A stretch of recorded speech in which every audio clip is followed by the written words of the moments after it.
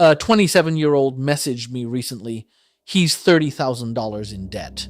His father spent his life blaming the world for his own failures. This kid feels like he's drowning. He asked me, Master Wang, is there a template, a secret code for someone like me to actually win? Most gurus will give you a fake smile and tell you to think positive. I won't. Because here is the cold truth. If you stay in that town with those people, you are functionally dead already. The debt isn't your biggest problem. Your coordinates are, it's like trying to win a race while your feet are buried in wet cement. Every step you take, the system pulls you back. Success isn't about trying harder. It's about following the hero pattern. It is the ancient algorithm for the nobody to become the king. 4 stages, no shortcuts. Step 1, exile. You have to get the hell out. Listen to me carefully. If you were born poor, your hometown isn't your home. It's a cage. Why? Because of the crab mentality. Have you ever seen crabs in a bucket? When one tries to climb out, the others pull him back down. Your friends who drink every night. Your relatives who remind you of your failures at every dinner. They aren't your support system. They are the anchors keeping you at the bottom. They don't want you to win. Why? Because if you win, it proves they have no excuses for their own miserable lives. Your success is a threat to their ego. You need to go to a place where nobody knows your name, no past mistakes, no judgmental eyes, no ghosts. In the East, we call this severing the roots. You aren't being selfish. You are saving your life. You cannot grow a giant redwood tree inside a tiny ceramic flower pot. Step 2, the encounter. In a small town, your luck is already constrained by the system. You see the same 50 people. You go to the same 5 dead-end jobs.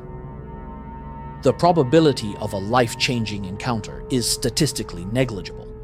But the moment you land in a high-energy city, New York, London, Singapore, the game resets.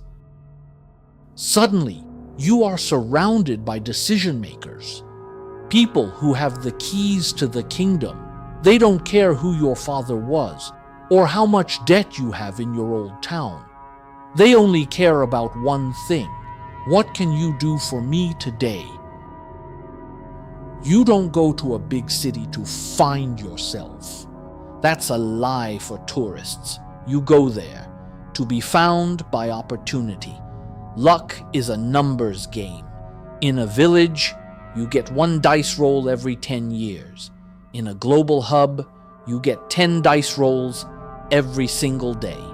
You move to change your odds. Step 3, the apprenticeship. I call this the tunnel. This is where 90% of people fail. Once you find an opening, a niche, a master to serve, you shut your mouth and you grind. It doesn't matter if it's coding, high-end sales, or a dirty blue-collar trade. You need a weapon, a skill that the world is forced to pay for. Expect to be invisible for 5 to 10 years. This is the silent period. Most people quit after 6 months because they want the bling. They want the Instagram life before they have the bank account. Forget the jewelry, forget the clubs, forget the validation. In the East, the legendary Monkey King didn't become a god by accident. He traveled across the ocean and spent years serving a master in silence. He was building his power while the rest of the world was sleeping. If you aren't willing to be a nobody in the tunnel, you will never be a somebody outside of it. Build your weapon. Look at Arnold Schwarzenegger. His success wasn't a miracle. It was a perfect execution of the mobility framework. 1. Exile. He left a tiny Austrian village named Thal. It was an environment of strict, traditional limitations. His father was a man of the old world, disciplined but rigid. Arnold didn't stay to struggle against that local friction. He executed a geographic reset. He didn't just move for the weather. He moved to the highest density environment for his ambition. 2. The encounter. He moved to California in 1968. He placed himself in Venice Beach, the gravitational center of his industry. By changing his coordinates, he multiplied his exposure to decision makers and gatekeepers. He walked into Gold's Gym and put himself in the path of Joe Weider. If he had stayed in Austria, his odds were statistically limited. In California, he entered a network where opportunity was happening every hour. 3. The tunnel. This is the part people romanticize, but the reality was pure grind. For over a decade, he was an asset in training. He trained with extreme consistency and volume, and he understood the economics of survival. He ran a bricklaying and construction company with his partner, Franco Colombo. He was building his financial floor, while he was building his physical ceiling. He mastered his weapon, while the world was looking the other way. 4. The return. By the 1980s, he had aligned most of the key variables in his favor. Geography didn't guarantee his success. It simply removed the zero-sum constraints of his hometown. He created a scenario where failure was no longer the default outcome. Notice the pattern. It wasn't about hope or manifestation. It was about placing himself in the path of the highest probability. So, back to the kid with the $30,000 debt.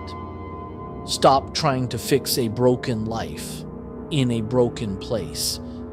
It's a waste of energy.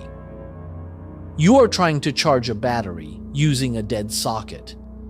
Pack a bag. Leave the wrong environment behind.